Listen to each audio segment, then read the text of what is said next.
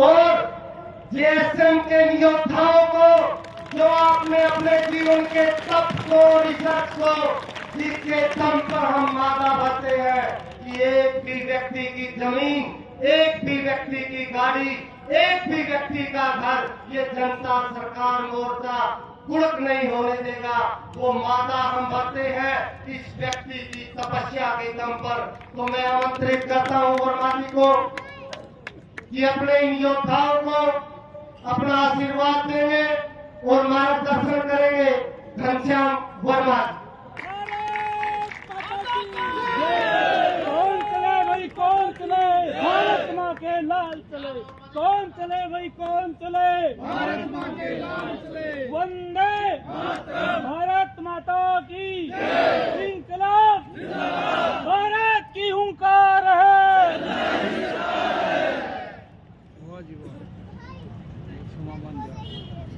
परम आदरणीय मंच पर बैठे हुए धन्यवाद जनता सरकार मोर्चा के सेवकगण और पूरे देश से दूर दूर से आए हुए उन तमाम कार्यकर्ताओं को और इस हरियाणा की जनता को मेरा नमन प्रणाम है आपके चरणों में।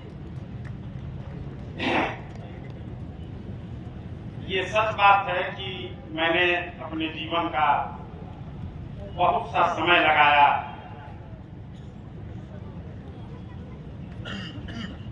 मैं क्या कहूं उस रिसर्च के बारे में।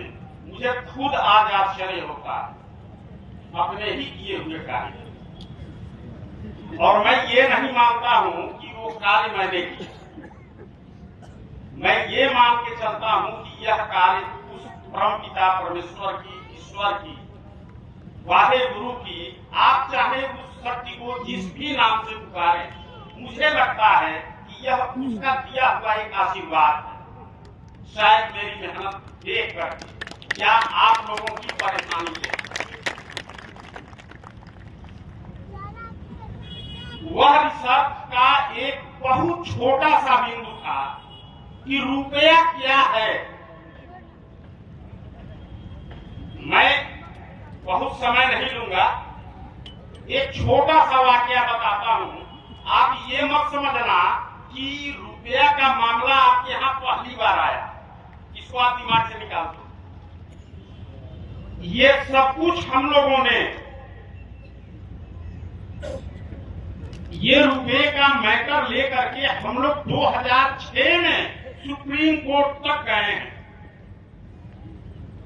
और वहां से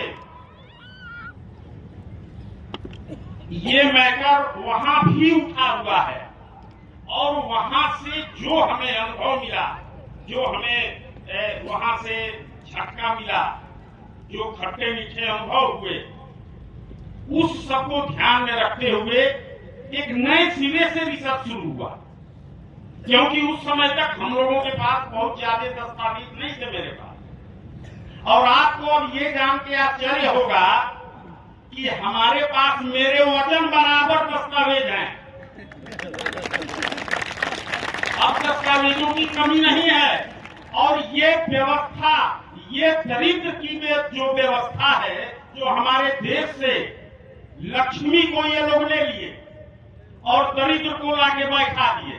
दरिद्र क्या है और लक्ष्मी क्या है आपने देखा होगा। देखिए, ये है चांदी का रुपया, ये हमारे देश में पहले चलता था और यही इसी को लक्ष्मी कहा जाता है, इसी को रुपया कहा जाता है। और आज भी कॉइनेज एक्ट 1906 के अनुसार वैध रुपया यही है।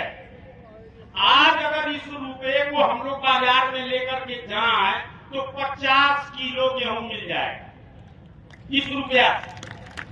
और हम लोगों ने सुप्रीम कोर्ट में इसी को रखा। Justice A K. माथुर और लोकेश्वर सिंह पंता की खंडपीठ थी और उस खंडपीठ के सामने हमने 3 रुपया लेकर के रखा। 3, एक तो ये रुपया थी और 1 रुपया और है, ये है 1940 से 45 के बीच। इसमें आधा चांदी होता है और आधा मिक्स होता है। और 1 रुपया जो इस समय चल रहा है ये दरिद्र है, यही दरिद्र है, यही दरिद्र नारायण है। इनका स्वभाव है, ये जहां भी जाते हैं उसको अभावग्रस्त बनाएंगे। ये अभाव पैदा करने के लिए लाया है, वो कभी पूरा होगा ही नहीं। और ये है लक्ष्मी, ये जहां भी रहेगी वहां अभाव नाम की कोई चीज नहीं रहेगा। और यही चीज हम लोगों ने सुप्रीम कोर्ट के उन जजों के खंडपीठ के सामने रखा और ये कहा, श्रीमान हम इसको अगर 1 रुपया लेकर के जाते हैं तो हमें 50 किलो गेहूं आज भी मिल जाता है, और इस रुपया को लेकर के जाते हैं तो 25 किलोग्राम गेहूं मिलता है, और इस रुपया को लेकर के जाते हैं तो 1 कप चाय भी नहीं मिलता है। आप ही बताइए इसमें कौन सा रुपया है, कौन वैध रुपया है और कौन अवैध रुपया है? क्योंकि सब पर लिखा है 1 रुपीस 1 रुपीस 1 रुपीस। आप विश्वास नहीं करोगे, सुप्रीम कोर्ट में उन ज्ञानियों की बोलती बंद हो गई, एक जुबान नहीं निकला। लेकिन फिर भी उस याचिका को खारिज किया गया। जज ने, जस्टिस माथुर ने कहा, आप जो कह रहे हैं बिल्कुल ठीक है, मैंने आपका पिटीशन देखा है, बिल्कुल सही है, बट एसएलपी इज डिसमिस है। फिर भी आपकी याचिका खारिज की जाती है, ये बात समझ में नहीं आई। वर्षों बीत गए, उसकी बहुत अजीब कहानी है, लेकिन मेरे दिमाग में ये क्वेश्चन बार बार उठ रहा था कि ये सुप्रीम कोर्ट के जजेज हैं, कोई अरे गहरे व्यक्ति नहीं है, इन्होंने क्यों ये बात कही? मेरे ही सामने तमाम याचिकाएं खारिज किया और सीधा यस या नो में बोलते थे। लेकिन हम लोगों को बाकायदे उन्होंने ऐसे कहा कि आप जो कह रहे हैं बिल्कुल सही है, मैं आपका पिटीशन देखा हूं, बिल्कुल सही है, फिर भी आपकी याचिका खारिज की जाती है। बाद में जब रिसर्च किया गया, हमें यही बात फील हुई कि यार हम ही में कुछ न कुछ कमी है। और बाद में रिसर्च के दौरान जब दस्तावेज, क्योंकि उस समय जब हम लोग लेकर के गए थे तो हम लोगों के पास एकमात्र दस्तावेज था, एकमात्र दस्तावेज था। आज तो किलो में है, किलो में है। मेरा ख्याल है लगभग अगर सारा वजन कर दिया जाए तो कुंटल में पहुंच जाए। तो कहने का मतलब कि ये सब बिल्कुल ये प्रैक्टिकल हो चुका है। और मैं ये सब कुछ करने के बाद पूरे देश में घूमा हूं मित्रों। एक बात मैं आपको बता दूं, लेकिन मुझे कोई भी बहुत अच्छे लोग मिले, लेकिन मैंने सोचा इस खाती को मैं किसे दूं जो लेकर के पूरे देश में घूमे और मेरा साथ दे और मुझसे अपना साथ ले। और उसमें मुझे सिर्फ एक व्यक्ति मिला जिसमें मैं जो जो गुण देखना चाहता था वो लगभग बहुत कुछ मिला, और वह है डॉक्टर देवेंद्र प्रधान। भारत माता की। और मैंने देवेंद्र जी से कहा है कि देवेंद्र जी आप बिल्कुल आगे बढ़ो और मैं आपके साथ रहूंगा। मैं तमाम किसान संगठनों, इस देश के सभी किसान संगठन हो, व्यापारिक संगठन हो, औद्योगिक संगठन हो, मैं समस्त संगठनों से एक बात आज हाथ जोड़ के प्रार्थना कर रहा हूं कि आप सब इस रुपए के मुद्दे पर एकमत हो जाइए, क्योंकि दुनिया में ऐसी लड़ाई आज तक कभी भी नहीं लड़ी गई, कभी भी नहीं लड़ी गई। और जिस दिन, सुन लो मित्रों, जिस दिन इस रुपया की लड़ाई को आप लड़ लिए तो आपकी सारी जितनी भी परेशानियां इस समय देश के अंदर चल रही हैं, बेरोजगारी की, इसकी, उसकी, शिक्षा की, सब में लगभग 75% कमी तुरंत होगा। ये आज जो महंगाई की बात की जा रही है ना, ये महंगाई कुछ नहीं, ये लूटपाट है, लूटपाट। ये अभी आप ट्रेनिंग में आइएगा तो उसमें सारी चीजें रखी जाती हैं, क्योंकि यहाँ हम उतना समय भी नहीं लगे।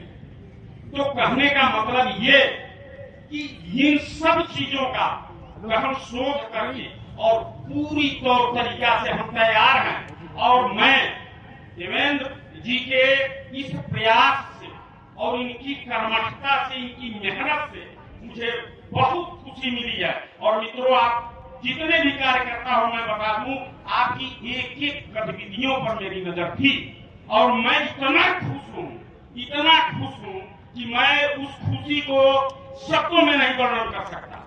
आपको बहुत बहुत बधाई। और जिस तरीके से आपने मेहनत किया है, मैं उसको बहुत नजदीक से गौर कर रहा था और मैं इतना खुश हूं कि मैं जिस काम को सोच रखा है, मुझे अब पूरा विश्वास हो चला है कि आप लोग उसको पूरा कर दोगे, बिल्कुल पूरा कर दोगे। तो इसके लिए हम आप सबको बधाई देते हैं विशेष रूप से। और जिसको भी रुपया से संबंधित कुछ भी समझना हो, तो मैं इस समय हूँ। और डॉक्टर देवेंद्र पल्हारा जी को हमने बहुत कुछ सौंपा है और वही देखेंगे। और पूरे इस देश का नेतृत्व उनको दिया गया है। इसलिए हम उन समस्त संगठनों से कहूंगा कि आप लोग इस मुद्दे पर पल्हारा जी का साथ जरूर दें, क्योंकि यह एक ऐसी क्रांति आने वाली है अभी। और मैं आपसे एक अनुमति चाहता हूं, रुपये की लड़ाई तो पूरे देश में लड़ी जा रही है। अभी ये प्रथम चरण है, ये अभी ट्रेलर है, ये अभी असल लड़ाई नहीं है। ज्ञान युद्ध तो यार असल ज्ञान का ये ज्ञान युद्ध है। इसमें कोई तोड़ फोड़ आंदोलन हड़ताल करने की कोई जरूरत ही नहीं है। इसमें सब लूटे जा रहे हैं, मजदूर, किसान, व्यापारी, कर्मचारी, अधिकारी, पुलिस, सेना, आखिर सब रुपए से काम करते हैं ना, सभी रुपए से लेन देन करते हैं ना, वो भी तो लूटे जा रहे हैं। तो ये लड़ाई जन जन की बनने जा रही है, सबकी है। तो इसमें हम ये चाहते हैं कि आप सब लोग एक झंडे के नीचे इस मुद्दे पर आ जाए, इसी को लेकर के क्रांति हो। और मैं अभी ये पहला चरण पूरा किया, अभी हो रहा, अभी पूरा तो नहीं है, लेकिन आपके उत्साह को देखते हुए, आपके कार्य को देखते हुए मैंने मन बनाया है कि अब मुझे दूसरे चरण में प्रवेश कर जाना चाहिए। तो आप उसकी अनुमति देते हैं? अनुमति है? अब दूसरे चरण में प्रवेश किया जाए। चलिए पल्हारा जी, अब आप तैयार हैं? भारत की ओंकार है, तो बस इन्हीं सब शब्दों के साथ हम अपनी बात को विराम देंगे। और आप सभी को हृदय से नमन है। सबका बहुत बहुत धन्यवाद। जय हिंद, जय भारत।